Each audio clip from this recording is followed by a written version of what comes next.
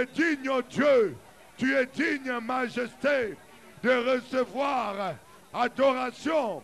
Tu es digne, oh Dieu, d'être adoré. Tu es digne, oh Dieu, d'être élevé. Tu es digne, oh Dieu, d'être servi. Tu es digne, oh Dieu, d'être loué. À toi la louange. Alléluia.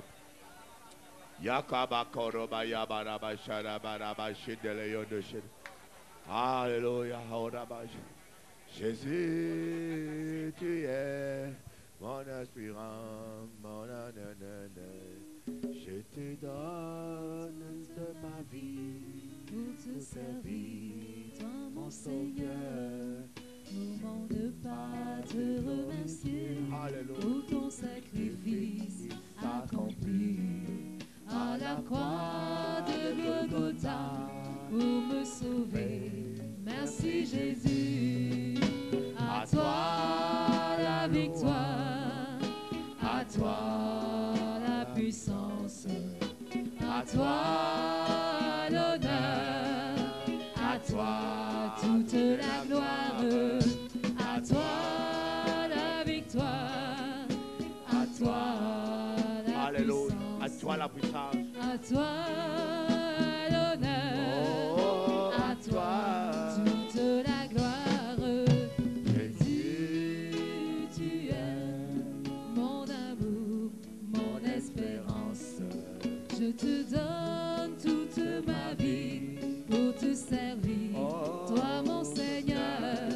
Comment ne pas te remercier pour ton sacrifice accompli à la croix de Golgotha pour me sauver. Merci Jésus.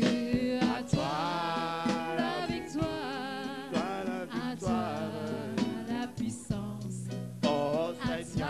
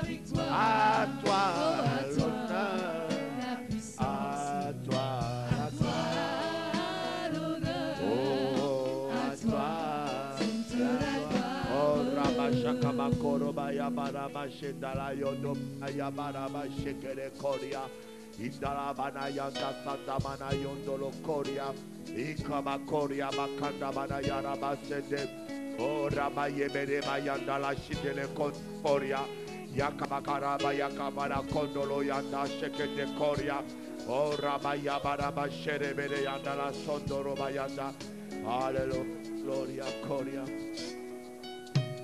Béni sois-tu Dieu. À toi la puissance, à toi l'honneur, à toi la gloire. Oh Dieu, tu es digne. Tu es digne de régner. Tu es digne.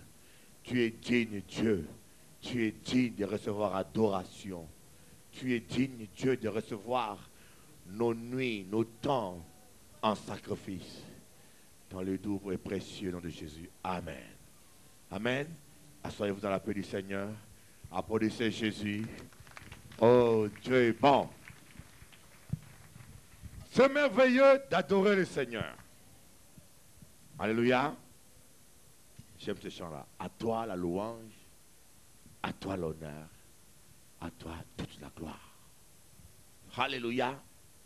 Aimez Dieu plus que tout. Quelqu'un qui aime Dieu plus que tout peut adorer Dieu, quelles que soient les circonstances qu'il traverse. On peut le mettre à prison, il va louer Dieu. Il peut être malade, ça ne peut pas l'empêcher d'adorer Dieu. Il peut avoir des difficultés financières, ça ne va pas l'empêcher de s'élever et les larmes coulent de ses yeux. Il lève le main et dit, Jésus, je t'aime. Alléluia. Applaudissez. Alléluia. Aimer Dieu, c'est quelque chose. Vous devez ressentir l'amour au fond de vous pour Dieu. Vous devez être littéralement amoureux de Dieu. Aujourd'hui, je suis en train de passer un temps avec Dieu. Je passe de longs moments avec le Seigneur. Et cet après-midi, quand je suis venu dans mon bureau, je dis, mais Seigneur, je veux que tu me donnes un message. Alors nous passons un temps très important, spirituellement. Je crois que vous avez dû le constater durant les fêtes, il y a beaucoup de morts. Il y a beaucoup d'accidents parce que le diable aussi fête. Nous fêtons un nouvel an, le diable aussi fête ses nouvel an aussi. Et quand le diable fête, il faut un sacrifice de sang. Alors s'il y a un bébé qui pleure là, s'il y a une maman qui peut s'en occuper. Alors, il est en haut. Il peut rentrer. Amen. Nous avons fait une salle spéciale pour les enfants, climatisée avec la lumière. Amen. Est-ce que vous pouvez le dire de rentrer dans la chambre de maman? Est-ce qu'il peut... Alléluia. Alors je disais quoi? Hein? Il parle des fêtes, oui. Alléluia. Oui, tu vois, c'est pas, je dis, il faut un responsable de culte. Je ne sais pas s'il y en a ici, qui avant le culte, il ouvre la chambre des bébés, il climatise ça parce que quand ce n'est pas climatisé, les enfants ont chaud. C'est très important qu'on soit organisé. Il est temps que l'église soit organisée et il est temps aussi que les gens qui sont à l'église se responsabilisent. On a une chambre bien faite, une sœur est dehors parce que ce n'est pas ouvert d'abord. Le culte a commencé, ce n'est pas ouvert. Et ça doit être chaud en réalité parce qu'on n'a pas allumé la clim avant d'ouvrir. Donc c'est important qu'on soit organisé. On a les moyens, mais les gens ne sont pas responsables. Amen. Qui est responsable du culte ici? C'est le frère Harry que j'avais mis. Responsable du culte, il est là-bas au fond. Responsable du culte, normalement, avant que le culte démarre, tu dois ouvrir la chambre du bébé, mettre la clim avant que le bébé rentre, et puis vérifier que tout est en ordre. Et si tu ne peux pas à cause du travail, il faut voir le pasteur. Pasteur, mon travail ne peut plus, trouve quelqu'un. C'est ça la responsabilité. Mais parfois, les païens sont plus responsables que nous. Dans les choses les plus élémentaires, les plus simples de la vie, ça m'étonne parfois de voir des chrétiens n'arrivent pas à assumer ça. Alléluia. Je disais que durant le nouvel an, le diable aussi fête. Alors nous savons qu'il y aura des morts. Alors qu'est-ce qu'on fait si on sait qu'il y aura des morts? On se prépare à la guerre. On ne peut pas laisser le diable tuer des âmes, faire des accidents durant le nouvel an. Vous pouvez le constater, chaque nouvel an et Noël qui s'approche, c'est la période où il y a plus de morts. Des morts par maladie, des morts par accident, mais il y a toujours plus de morts. Et j'ai eu le témoignage des sorciers qui m'ont dit que c'est la période où ils font leur sacrifice du sang. Et le sacrifice qui est agréable au diable, c'est le sang humain. Alléluia. Et nous les chrétiens, durant cette période-là, nous devons jeûner. La semaine prochaine, à partir de jeudi jusqu'à dimanche, même plus que dimanche, nous allons faire une semaine de jeûne. Dis à ton voisin, une semaine de jeûne, une semaine de jeûne. Alléluia. Donc, à partir de jeudi prochain, jeudi, bon, commençons vendredi, c'est mieux. Vendredi, on commence le jeûne. Vendredi soir, je serai là. On aura prière. Ah non, je préfère jeudi, comme ça je vais participer. Jeudi soir. Bon, mettons mercredi prochain. Mercredi, je serai là moi-même. Je préfère être là aussi. Si je mets vendredi, samedi, je suis à Marie-Galante. L'autre semaine, je serai là le mercredi. On commencera le jeûne. Le matin, je serai là. Ceux qui veulent passer la journée dans la prière, ils seront avec nous. Ceux qui travaillent vont venir à midi, prier avec nous. Et puis, parce qu'on ne peut pas manger. On ne peut pas aller voir collègues à manger. Entre midi et deux, on finit là pour prier. Et le soir, vous aurez la prière. Jeudi aussi, prière. Il y aura aussi la prière le soir. Vendredi, prière. Je serai là. Il y aura réunion de prière. Ce n'est pas réunion de louange ou des chants. Réunion de prière vendredi soir. Jeudi soir. Samedi, toute la journée. Il y aura la prière. Et le soir, j'irai à Marie-Galante. Dimanche matin, prière. Pour ceux qui veulent rester, il y aura prière. À l'après-midi aussi. Jusque le soir. Alléluia. Il n'y a plus d'amen. Et pour ces prières-là, la sœur Josette, la sœur Francette et la sœur Annick vont s'occuper de la soupe. Donc, la soupe, c'est très facile à faire. Tu achètes 4 sachets à Leader Price, tu ouvres, tu chauffes, ou qu'après ça. C'est tellement simple. Et c'est parfois mieux. Et s'il y a beaucoup de monde, tu rajoutes beaucoup d'eau. C'est pas compliqué. Moi, j'aime cette soupe-là. En tout cas, comme on est en jeûne, c'est toujours bon de manger peu. Amen. Alléluia. Nous devons prier. Donc, mercredi prochain, nous allons démarrer. Si Dieu le permet, je vais essayer même de dormir ici. Je sens que l'église doit reprendre la pulsion de prière. Et quand on dit toute l'église est en prière, tout celui qui se sent dans cette famille doit venir prier. Il n'est pas question que les gens prient pour toi. Toi, tu viens seulement donner la dîme. Moi, Seigneur, ma contribution, c'est la dîme. Toute la semaine, tu dors. On a vu dimanche que pour donner à l'Éternel, il faut monter à la montagne. Apporter du bois à la montagne. Toi, tu descends le bois dans la vallée. Ou qu'à diable ou bien qu'on Jésus. Jésus, lui, il est au sommet de la montagne. Et pour vraiment voir les résultats, il faut monter à la montagne dans une vie de prière. Mais aujourd'hui, je vais vous parler du mécanisme de la prière. On a un mécanicien là. Et ce qui veut dire le mot mécanisme.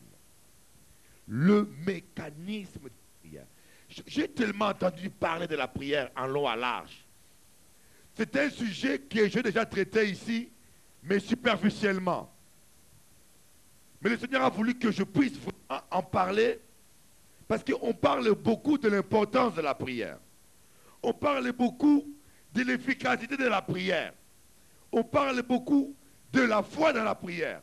Mais on ne parle pas du mécanisme de la prière. Et c'est important que nous sachions qu'est-ce que Qu'est-ce que c'est la prière dans le monde spirituel? C'est comme le mécanisme d'une voiture. Quelqu'un qui ne connaît pas bien le mécanisme, un minimum du fonctionnement d'un moteur d'une voiture, ne comprendra pas pourquoi il faut entretenir une voiture. J'ai une sœur dont ma femme a parlé, que ma femme connaît très bien. Elle était allée faire le vidange, hein, ma sœur, vidange quoi. Elle était allée faire le vidange ou bien le contrôle technique. Un mécanicien a vidangé sa voiture et après il a mal bouché là où il y a l'huile. Et la sœur a pris sa voiture et s'est mise à rouler avec sa voiture et le bouchon est tombé. L'huile est sortie. Elle a roulé sans huile. Elle a roulé comme ça jusqu'à ce que le moteur a fait et en a assez. Tort! Le moteur a sauté. On lui a dit, ta voiture est finie. Là, le moteur a sauté, ce n'était pas une négligence, ce n'est pas sa faute. Mais il y a beaucoup de chrétiens, même des païens, des gens, qui ne vidangent pas bien le moteur de leur voiture. Parce qu'ils ne savent pas bien l'importance de l'huile. S'ils savaient comment ça fonctionne un moteur, ils auront compris que tu veux que ta voiture aille plus loin, dure longtemps, vidange bien l'huile. Et moi j'avais un moteur de gazon. Moteur avec un jeton de gazon. Je vidangeais pas l'huile. L'huile a vieilli et le moteur est au garage. J'avais ma voiture Peugeot. Cette voiture roulait avec...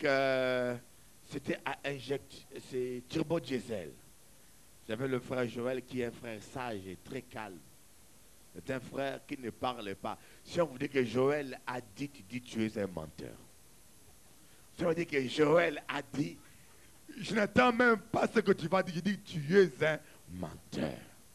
Parce qu'il ne dit jamais rien. C'est bien ça, il pêche peu parce qu'il ne dit jamais rien. J'espère qu'il ne pense pas trop, mais il ne parle pas bien. Alors, moi je ne connaissais pas comment une voiture fonctionne. C'est une voiture qu'on a achetée. Je ne suis pas habitué avec les voitures. J'ai dit, mon frère, prends la voiture. Celui qui roule avec la voiture, qui fait les vidanges. Et l'huile, on avait plus de 10 000 km, il ne changeait pas l'huile. Et il ne me disait rien. Moi aussi, je ne savais rien. On avait 300 km, pas 300, 30 000 km. L'huile est devenue pâteuse. Le moteur a tué, le turbo est mort. Ça nous a coûté de l'argent. Et c'est là que j'ai appris pourquoi il faut vidanger l'huile. Et je peux vous dire, dans ma prochaine voiture, je vais moi-même vidanger l'huile. Parce que j'ai compris le mécanisme. On m'aurait dit, Pasteur Eli, il faut vidanger l'huile. Sans que j'aie compris l'importance de l'huile, j'aurais tendance à négliger un peu. Mais quand tu comprends que l'huile est vitale pour un moteur, c'est exactement pareil que l'eau. L'eau pour refroidir le moteur. J'avais un moteur qui faisait couler l'eau et le moteur a surchauffé et ça a sauté. La jointe qu'il a craqué. Tout le moteur était abîmé. Maintenant, quand je prête la voiture à quelqu'un, je lui dis toujours, mon frère, est-ce que tu as vérifié si l'eau? Parce que j'ai compris que quand il n'y a pas l'eau, le moteur va chauffer et ça finira par exploser. Malheureusement, les chrétiens n'ont pas compris qu'il faut de l'huile et de l'eau dans leur moteur spirituel. Dis à ton voisin, est-ce qu'il y a l'eau? Alléluia. L'huile, c'est l'onction. Il faut de l'huile fraîche. Pas la vieille huile, mais de l'huile fraîche. Une communion fraîche. L'huile fraîche va de pair avec une communion fraîche. Il y en a qui sont toujours en train de prier et qui parlent en langue toujours avec la vieille huile qui a 10 ans. Même quand ils parlent en langue, il y en a même qui peuvent prier 1 heure, ils parlent pendant 1 heure, ils ne ressentent même rien. Tellement que l'huile a vieilli. Et il y en a qui ne mettent pas l'eau qui est la parole dans leur prière. Ils peuvent prier. Seigneur, agis. mais qu'il agisse en fonction de quelles promesses, ou pas connaître même pas deux versets. Comment tu peux prier avec efficacité quand tu ne connais pas les promesses de Dieu? Parce que Dieu se rappelle que de ses promesses et il honore que sa parole. Même un avocat quand il est devant le juge, il dit, monsieur, mon client a raison. Oui, il a tort d'avoir raison. Parce que l'article 12 de la Constitution spirituelle dit ceci, cela. Il ne dit pas, mon client a raison parce que moi je suis là. Mais non. Mon client a raison parce qu'il a beaucoup pleuré. Vous ne voyez pas qu'il pleure. Mais non. Là, on te met toi et ton client dehors. Mon client a raison parce que l'article tel dit. Alléluia.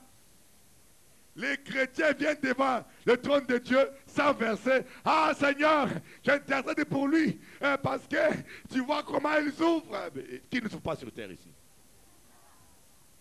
Qui ne souffre pas sur terre? Alléluia. Je demande que tu interviennes parce que tu as dit dans ta parole. Papa. Je veux que tu agisses parce que tu as dit tout ce qu'on va demander à ton nom, tu vas l'honorer. Tu viens avec la parole, avec des arguments solides que le diable ne peut pas nier parce qu'il sait que c'est la parole de Dieu. Il sait que c'est la vérité. Applaudissons Jésus. Alléluia. Le mécanisme de la prière. J'étais là et le Seigneur a commencé à me parler dans quelques instants. Et ça m'a quand même aidé. Prenez d'abord conscience de deux choses. Il y a des lois spirituelles comme il y a des lois naturelles. Quand quelqu'un, la physique, l'électricité, tout ce que nous faisons, on le fait en tenant compte des lois naturelles. Regardez seulement avec le bateau qui a... Les gens sont tombés d'une passerelle qui est... Dans quel bateau? C'est quel côté là? Saint-Nazaire. Hein? Il y a eu des morts. Pourquoi? Parce que les mécaniciens, il fallait respecter une certaine loi de la quantité de gens. L'ascenseur, par exemple, doit prendre 10 personnes. Quand vous rentrez à 50, c'est votre problème. Quand vous rentrez à 50, vous risquez de monter, vous allez tous descendre et puis, pas descendre seulement au rez-de-chaussée, mais en enfer, d'autres vont aller en enfer, d'autres vont aller au ciel. Donc il y a des lois à respecter. Et quand on ne respecte pas ces lois de la nature, il y a des conséquences graves. Même sur votre santé. Il ne faut pas trop manger de sucreries. Il ne faut pas manger. Je n'ai parlé ce matin. En Guadeloupe, les psychologues ont dit 10% de la population a des problèmes de déséquilibre. Vous savez cela? C'est un pourcentage très élevé par rapport à la métropole. Pourquoi? Parce que la nourriture est importée, la nourriture est trop riche. Les gens mangent autant de viande qu'ils mangent des féculents. Et quand il n'y a pas de sport derrière, c'est des problèmes cardiovasculaires, problèmes de tension, problèmes de diabète. C'est très, très élevé ici pour ça. Et on sait que Dieu nous guérit, mais on doit aussi avoir un régime alimentaire propre. Pas trop manger sans rien bouger, pas prendre de jus trop sucré et puis demain, Dieu me guérit. Mais non, quelque part, on doit quand même vivre avec une hygiène. Parce qu'il y a des lois naturelles qui existent. Et les lois spirituelles, mes frères, la première chose qu'il ne faut jamais oublier, le Saint-Esprit est un exécutant. Dans la Trinité, dans la divinité de Dieu, dans les trois personnes divines, Dieu étant que Père, il est le concepteur, il conçoit les choses. Mais le Saint-Esprit, Jésus-Christ, c'est la parole de Dieu. Et le Saint-Esprit, il est l'exécutant, il exécute. Un exécutant fait quand il y a un ordre. Prenez conscience, un exécutant agit quand il y a un ordre. Quand il n'y a pas un ordre, il n'y a pas d'exécution.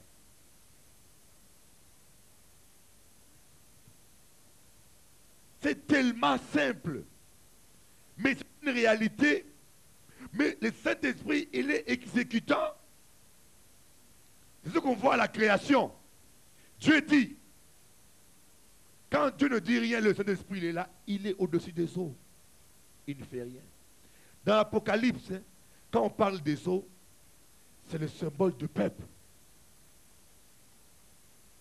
L'eau peut symboliser la parole, mais parfois aussi quand on dit, on a vu un ange qui avait un pied sur les eaux, ça veut dire qu'un ange qui avait autorité sur le peuple.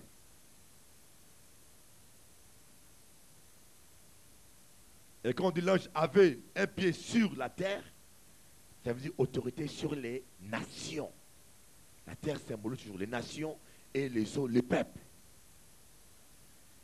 Le Saint-Esprit qui était là ne faisait rien tant que Dieu ne disait rien. Parce que le Saint-Esprit exécute les choses. Imaginez-vous que vous soyez rempli du Saint-Esprit et vous ne confessez rien, vous ne proclamez rien. Vous serez rempli du Saint-Esprit, mais vous n'allez jamais vivre le miracle et la puissance de Dieu. Alléluia. Et quand on commence à comprendre ces choses,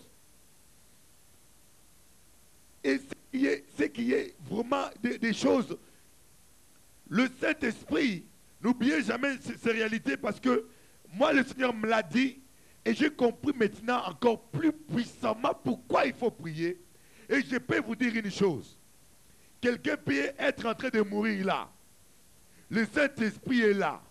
Si personne ne dit rien, il ne fait rien.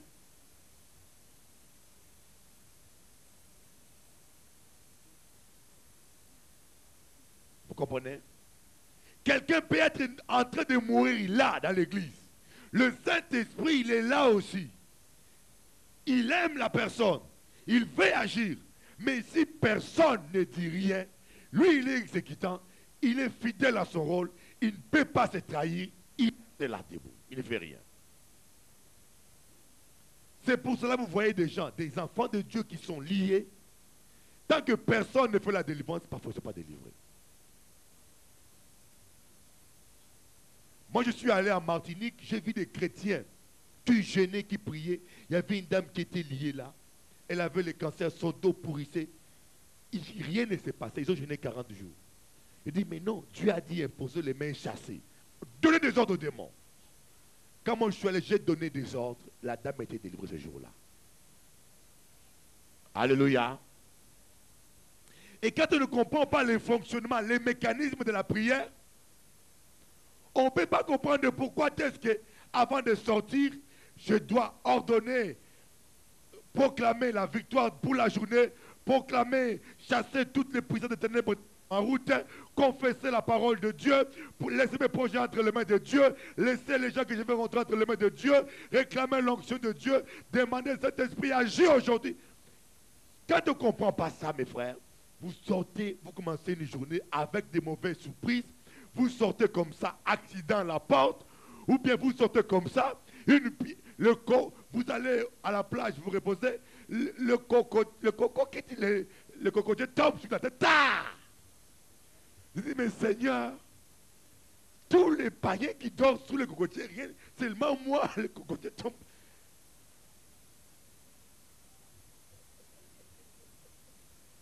Alléluia. Je vous donnerai quelque chose que j'avais dit pour rigoler. Un jour, je sors dehors, je vois un oiseau qui a fait ses besoins sur la voiture de ma femme. Je dis, écoutez, mais Maïva, l'oiseau est en plein vol. Il fait ses besoins en plein vol, ça tombe nulle part que sur ta voiture. C'est un signe spirituel qu'il y a un problème. Alléluia. Et vous savez, Dieu parle par des petites choses parfois. Il dit, mais écoutez, ça tombe nulle part que sur ta vitrine en plus.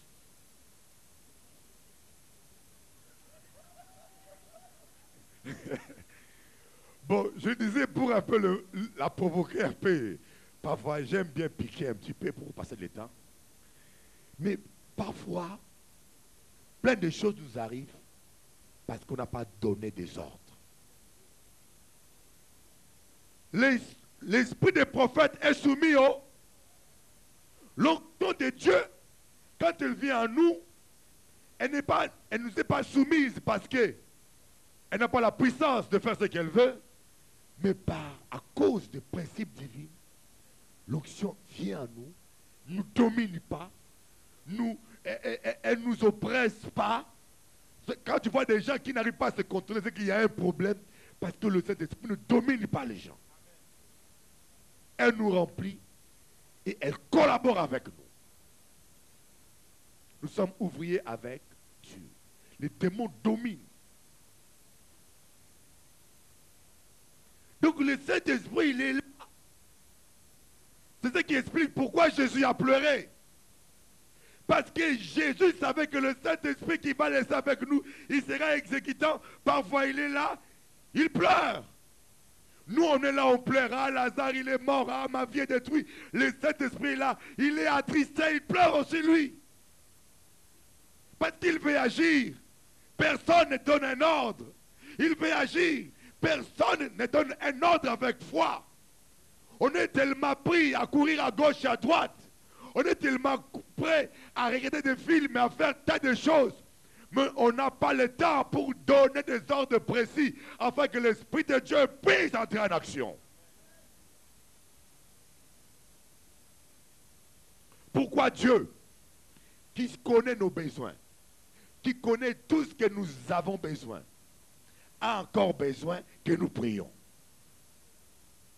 Avant qu'on ouvre la bouche, il sait de quoi nous avons besoin. Mais pourquoi a-t-il besoin que nous prions encore? Parce que le Saint-Esprit a besoin d'écouter un ordre pour exécuter.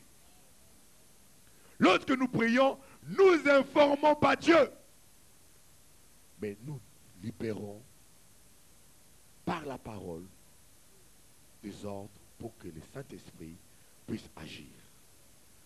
Alléluia. C'est la raison même pour laquelle Dieu dit, il veut détruire une ville, il cherche un homme. Dieu veut détruire une ville, mais il cherche un homme qui intercède, un seul. Vous vous rendez compte? Dieu, il est là. Parce que Dieu, c'est quelqu'un qui est fidèle à ses principes. Mais nous, nous ne sommes pas toujours fidèles à nos principes. L'un des principes de Dieu, quand il donne pour toujours. Dieu ne se répand pas de ses dons.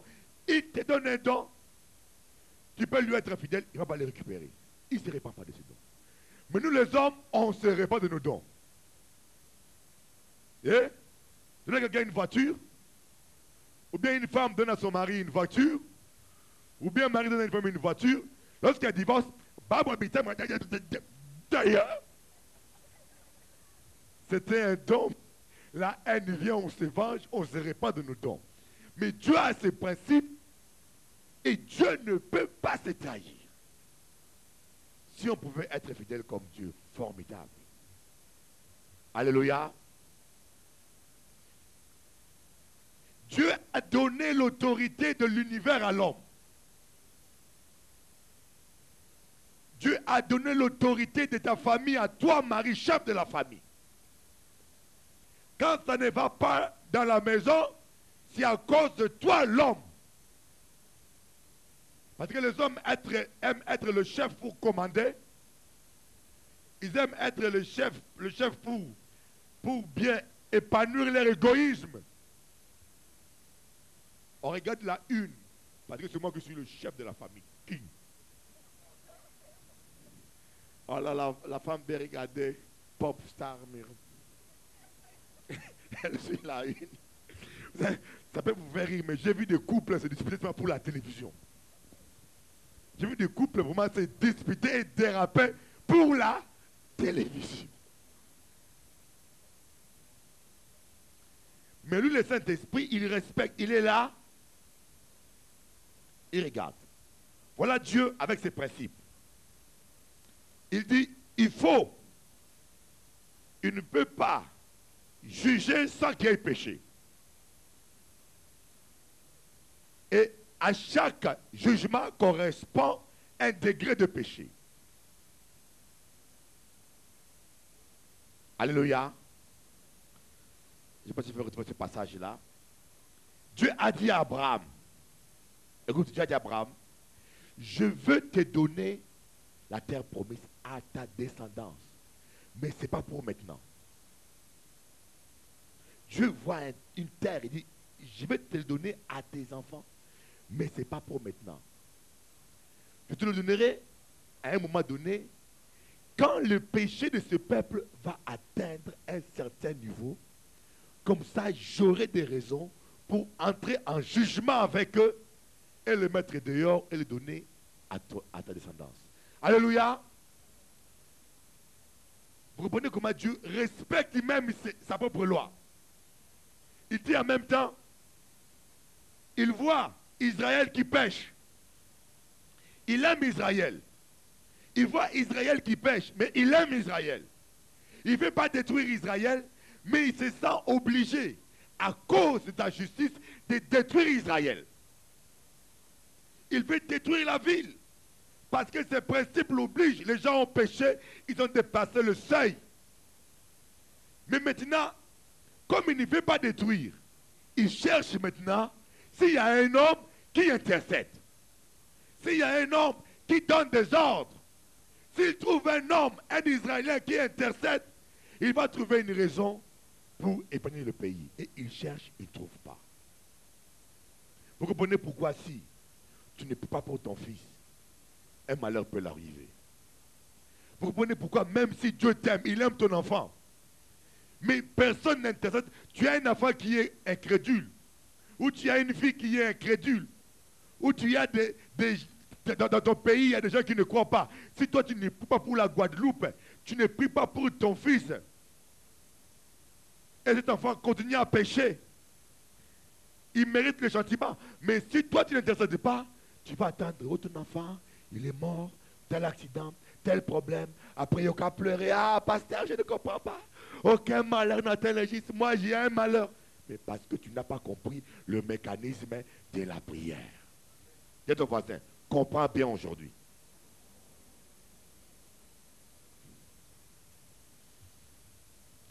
Vous comprenez comment est-ce que si on comprend ces choses, nous allons prendre la prière au sérieux.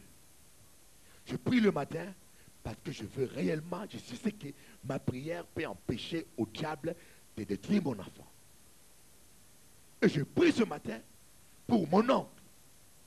Et là, on commencera à passer des heures de prière parce qu'on va penser à des gens avec leur nom. J'ai pris. J'ai pris pour mon pasteur Élie. Parce que je ne veux pas que rien lui arrive du mal. Il est à l'église, les puissances le visent en premier lieu. Alléluia. Comprenons les choses. Ne faisons pas les choses mécaniquement ou à la légère. Parce qu'on n'a pas pris conscience qu'est-ce qui se passe dans la prière. En réponse à la prière de Daniel, Dieu a envoyé l'archange Gabriel pour l'archange Michel pour aider l'archange Gabriel. En réponse à la prière. Si Daniel avait arrêté sa persévérance, Dieu l'avait déjà exaucé, mais il y avait une grande résistance dans les cieux. Le prince de Perse, qui était l'autorité qui dominait le royaume de Perse, ne voulait pas que Daniel reçoive la révélation que Gabriel a menée pour Daniel. Viens un peu là, ma soeur. Toi, tu te mets là. Toi, tu es le prince. Viens. Viens, ma soeur. Je te donne un exemple. Je te donne un exemple seulement. Ne brise pas encore là. Toi, tu es Daniel. OK? Viens là, toi, tu es. Toi, tu es Michel. Non, toi, tu es Michel. L'archange Michel, mais avec des cheveux longs. Viens là. Toi, tu es le prince alors.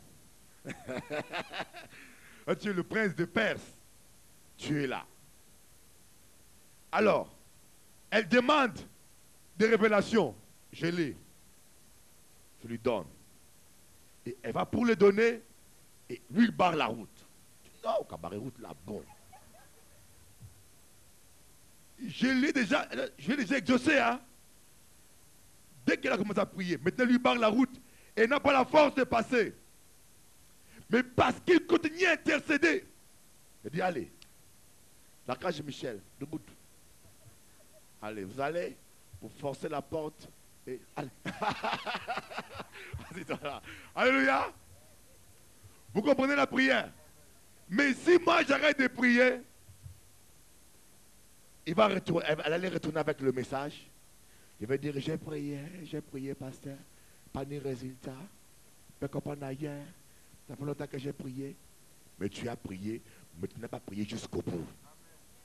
Parce que Dieu ne peut pas mentir, il exauce toujours les prières. Pour ça, Jésus-Christ, alléluia.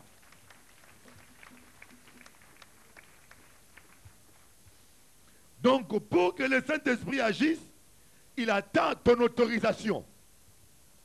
Pour qu'il agisse dans ta famille, il attend ton autorisation. C'est important qu'une femme prie pour son mari, qu'un mari prie pour sa femme. Tu veux que ton couple aille bien, prie pour ton mari, prie pour ta femme. Alléluia.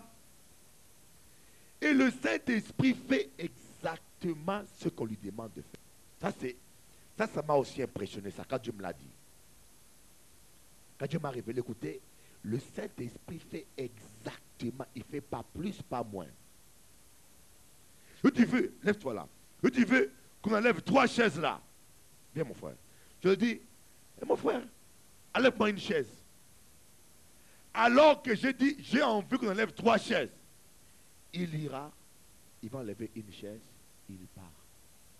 Au fond de lui, il sait que les 2 chaises qui sont là encore, c'est du travail à faire. Il a envie de l'enlever, mais dans son cœur, il est triste. Il dit, voilà quelqu'un qui n'a rien compris. Vous voulez une preuve biblique? Rappelez-vous du roi, quand Élisa a failli mourir. Il devait mourir. Comment s'appelle encore le roi là? Ézéchias. Élisa dit à Ézéchias, frappe par terre. Il a frappé que 3 fois. Et Élisée était déçu.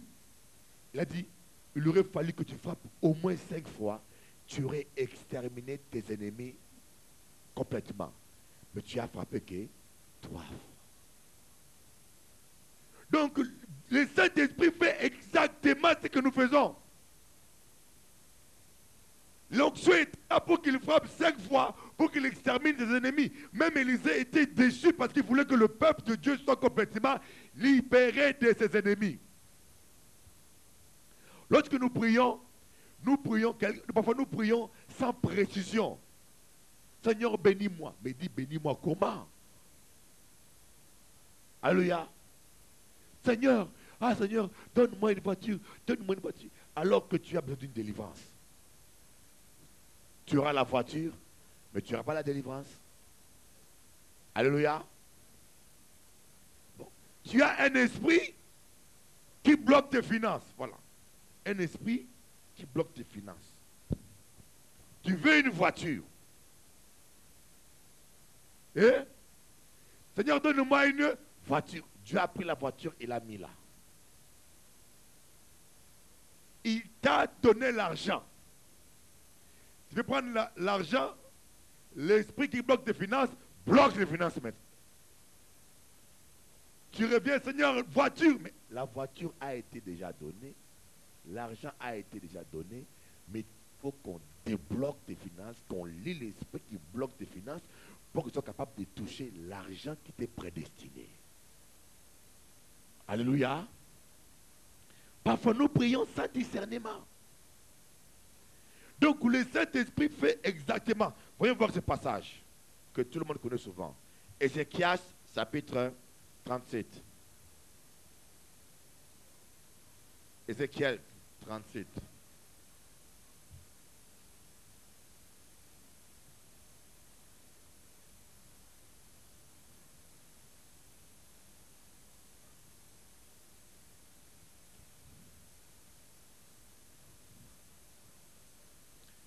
Le Saint-Esprit, c'est pour cela que nous devons être précis pour la prière, précis pour tout ce que nous prions, prendre le temps de parler avec Dieu d'une manière réfléchie et précise. Dieu sait qu'on a besoin de la guérison. Mais si on ne réclame pas la guérison, on réclame la bénédiction en général. Tu auras la bénédiction en général, mais tu n'auras pas la guérison précisément. Même un pasteur, marqué. C'est pour cela, il y a un temps, j'avais demandé les photos des gens et leurs prénoms. Parce qu'il y a tellement du monde que je retiens difficilement les prénoms des gens. Mais quand je vais prier pour des gens, comme je suis physionomiste, je vois la photo, je me rappelle de l'entretien que j'ai avec la personne, je me rappelle de ses problèmes, je peux prier avec précision. Mais comme les gens ne m'ont pas donné des photos, devant Dieu, j'ai fait ce que j'avais à faire, je suis pour rien.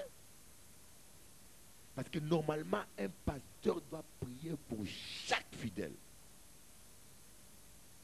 Un pasteur qui est digne doit prier pour chaque fidèle tous les jours, citer son nom, réclamer. Et si tu fais ça fidèlement, Dieu va te parler pour chaque personne aussi.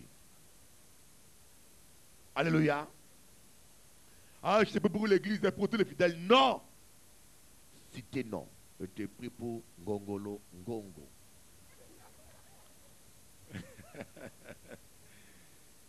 Cas par cas. Moi, je l'avais pu l'expérimenter à Grigny, mes frères. Il y a un temps où j'ai prié en général. On était à peu près 100 à 120. Les gens baissaient les mains, tombaient dans la foi. Et je commençais à prier pour chaque nom. Au bout de 3 mois, on est passé de 120 à 200.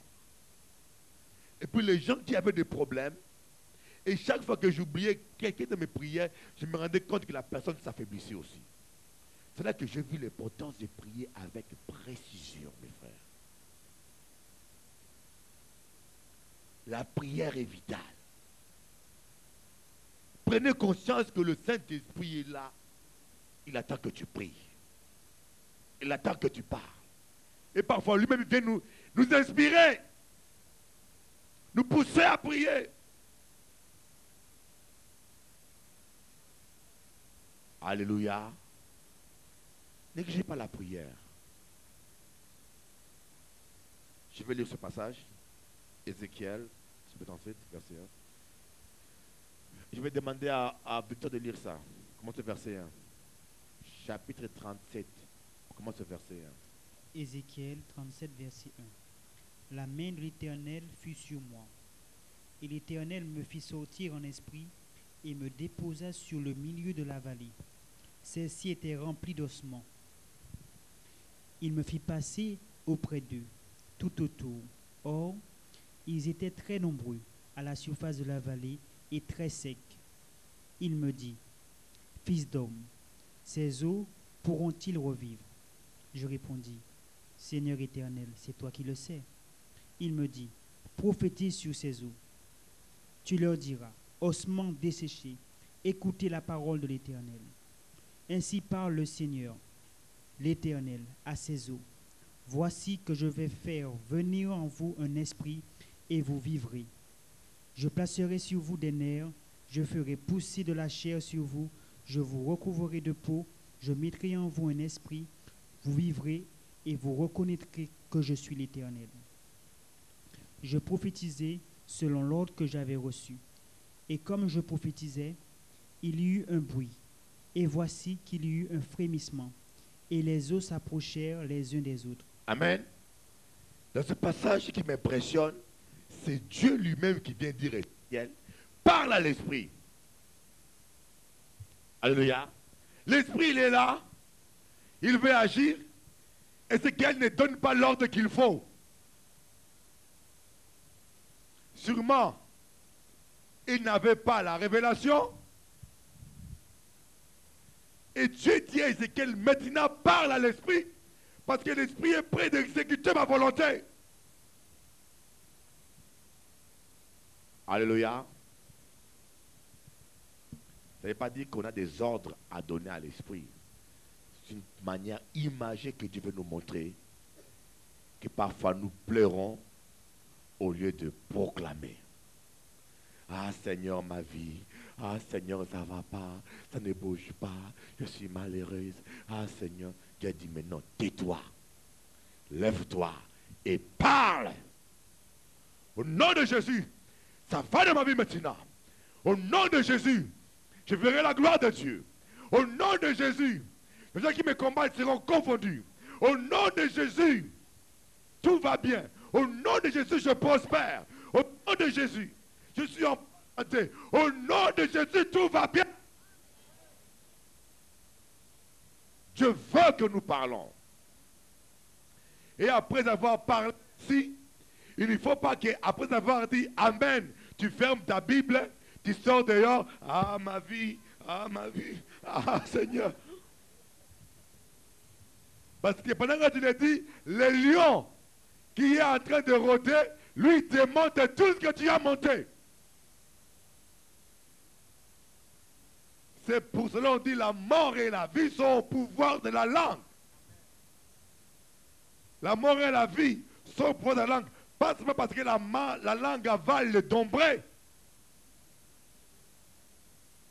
Mais c'est parce que dans le monde spirituel, nos paroles sont des instruments entre les mains du Saint-Esprit, comme aussi peuvent être instruments entre les mains du lion qui rôde.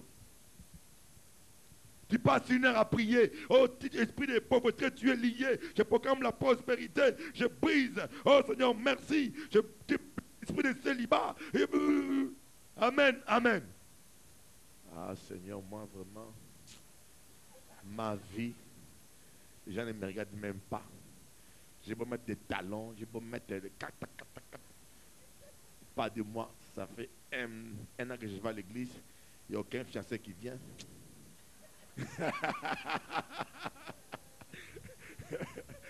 Alléluia.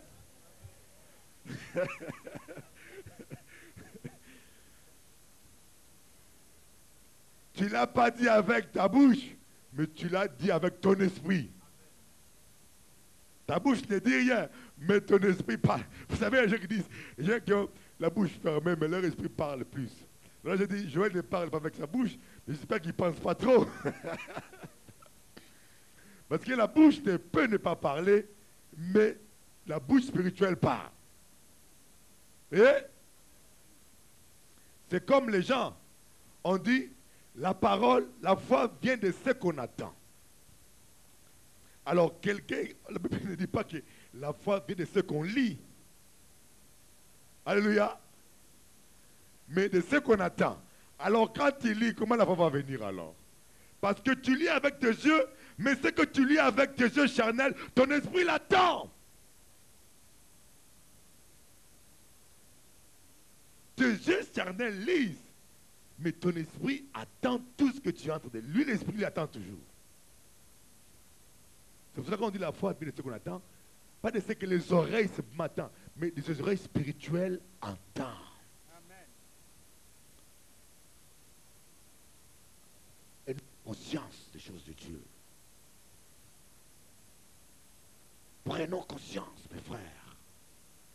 Disons plus n'importe quoi. Ne confessons plus n'importe quoi. Soyons des gens qui confessons la parole.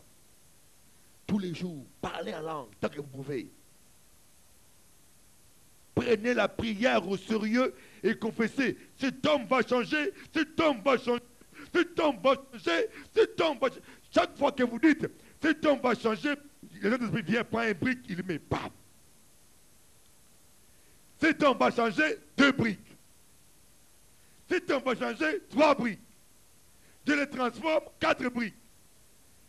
Je vais les toucher, 5 briques. Dieu est en train d'agir, 6 briques. Pour faire une maison, parfois, il faut 10 000 briques. Toi, tu as dit avec 4 briques, il va changer, il va changer. Tu dis, ah Seigneur, rien ne se passe. Tu pars. Mais moi, quand je prie, j'ai la vision du mécanisme de la prière. C'est que quand je suis en train de prier, en esprit, je suis en train de construire peut-être une maison. Au nom de Jésus, ça marchera, un brique. Au nom de Jésus, je peux dire, ça marchera pendant 25, même toute la journée. Je m'enferme. Ça marchera. Toute la journée. C'est normal. Il faut du temps. Pour construire une maison, il faut du temps. Mais toi, tu veux construire une maison dans 5 secondes. Seigneur, je la vois. Je confesse qu'il a changé. Amen. Mais pourquoi Jésus l'a prié 40 jours? Alléluia.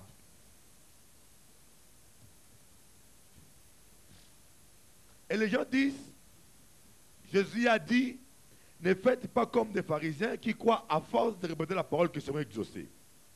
Là, on parle de l'exaucement. Exaucer, ça veut dire chercher que Dieu, chercher à toucher le cœur de Dieu pour qu'il te réponde. Or, Dieu nous aime toujours. C'est pour ça que j'ai déjà dit, Seigneur, je sais que tu m'exauces toujours. Donc, on n'a pas besoin de parler beaucoup pour que Dieu ait pitié de nous. Dans l'ancien temps, on cherchait la pitié. Les gens se mettaient dans des... Ils se mettaient de sacs, tout ça, pour que Dieu ait pitié. Mais nous savons que Dieu nous a déjà exaucés en nous donnant les armes et l'onction pour agir. Et quand j'ai pris longtemps, je ne cherche pas l'exaucement, je suis déjà exaucé, mais je bâtis spirituellement. Je m'édifie. Celui qui parle en langue s'édifie lui-même. Et plus longtemps je parle en langue, plus costaud je suis.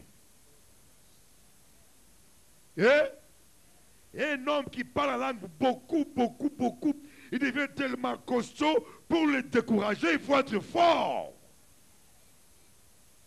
Et pour qu'il déprime, il faut vraiment des circonstances terribles. Mais moi, j'ai vu des gens déprimés seulement parce qu'ils ont perdu la clé de la voiture. Tellement qu'ils parlent pas langue. Alléluia. Dis à ton voisin, maintenant, tu as compris pourquoi il faut prier?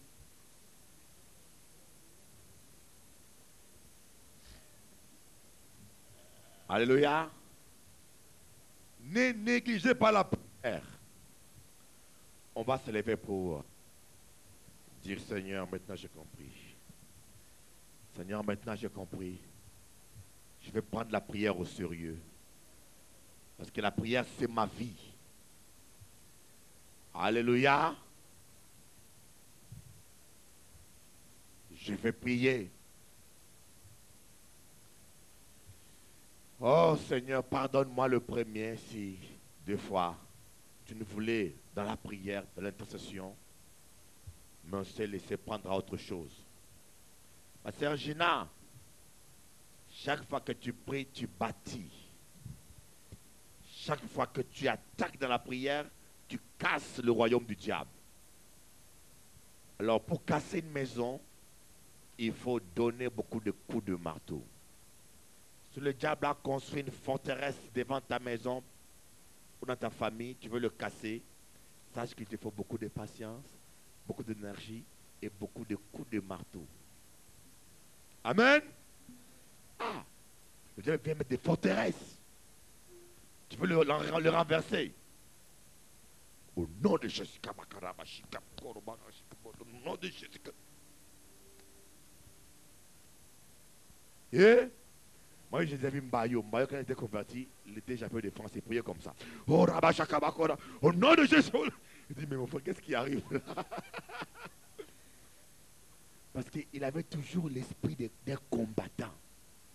Et pour la prière, il était vraiment un vrai combat. Il y avait le premier rang, deuxième rang, troisième. Il allait jusqu'au 9e rang. Alléluia. Seigneur, aide-nous à prendre conscience de l'importance de la prière.